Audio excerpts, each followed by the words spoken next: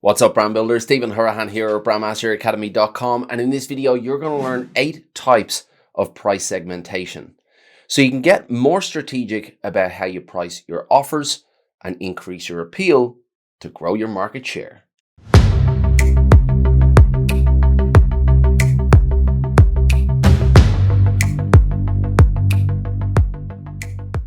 Now, if you're new to the channel and you want to build brands that go beyond the visuals using strategy, psychology, and creative thinking, then you're in the right place. Hit that subscribe button and the notification bell. If you want to fast track your results, make sure you grab the Pro Brand Strategy Blueprint. It's a free download and the link is in the description. Now, I created a video recently on what price segmentation is and how to create your own pricing strategy. If you haven't seen that video, I'll leave a link in the description below. But in a nutshell, within any market, different people are prepared to pay different prices for the same or similar goods and services. Some brands might decide to use a rigid pricing strategy, while other brands might use price segmentation to appeal to different segments at different prices. As consumers, we all buy goods and services based on a multitude of factors, and one of the most influential is price. Now, we see price segmentation examples all the time.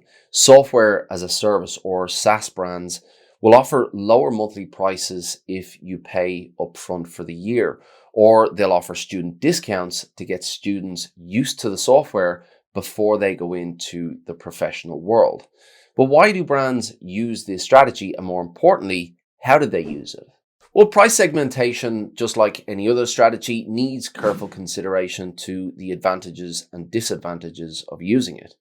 Some brands are better placed to take advantage of this strategy than others because some markets have less defined segments to benefit from it. So let's have a look at some of the advantages of price segmentation. Some of the most valuable advantages include increased revenue and profit, increased reach and market share, flexibility for differentiated marketing, and broader appeal and growth potential as well. But the price segmentation strategy is not without its risks, and some of the major disadvantages include avoidance and dilution. Now, this is where the market identifies the pricing strategy and finds ways to work around it. You also have inequality and distrust to consider. If a consumer base is aware that some market segments have paid less for the same solution, they might feel deceived, leading to loss of trust and customer base. And then there's internal confusion as well. Any price segmentation strategy should be developed on the clarity of the market segment and the processes for pricing. So let's look at the different types of pricing segmentation. Now, there are many different ways to segment your market by price or to create a variety of prices around your offering. Now, these examples can be used individually or they can be combined for more creative pricing strategy. Now, before we dive in, don't forget to like and subscribe, and the notification bell will let you know when I have new videos just like this. Number 1, bundle pricing. Now, this strategy allows brands to identify market segments and adjust their offering and price to appeal to each of those segments. For example, an essential bundle would enable a business to remove unnecessary items from their offering to reduce the price, while adding value adds and extras to increase the price. So there you would have a variety of different offerings to appeal to different market segments. Now, in this circumstance, the core offer and the bulk of the value across all offers doesn't usually change too much. Number 2, value-based pricing. Now, with this type of price segmentation, the value changes based on the value of the product or service to the customer.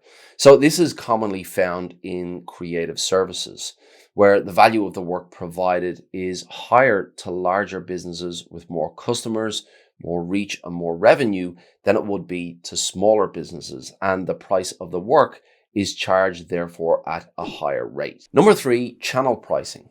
So products or services may be priced differently depending on the channel used. So processing a sale through an in-store experience would come at a higher cost to the business because of rent and staff. So the online or e-com prices might come at a lower price. Number 4, location pricing.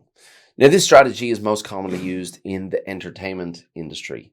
So if you want to take your partner to the theater for a night out, you're going to be charged more the closer you are to the stage. Now, this strategy can also be used and bundled in with other more exclusive offers to round out an entire VIP experience. Number 5, time period pricing. So Airbnb hosts often charge more for the same property at busier times of the year. For example, a booking made in the middle of October will be significantly less than a booking at the peak of summer. So we see this all the time with the time period. The more busy the peak season is, the more expensive the price. Number 6, purchase time pricing. Now, we often see this in the fashion industry, and they place a high value on seasonal wear.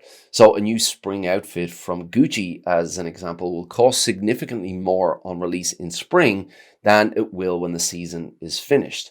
And often the following spring will bring new trends. Therefore, the brand is incentivized to offload stock at reduced rates. Number 7, volume pricing.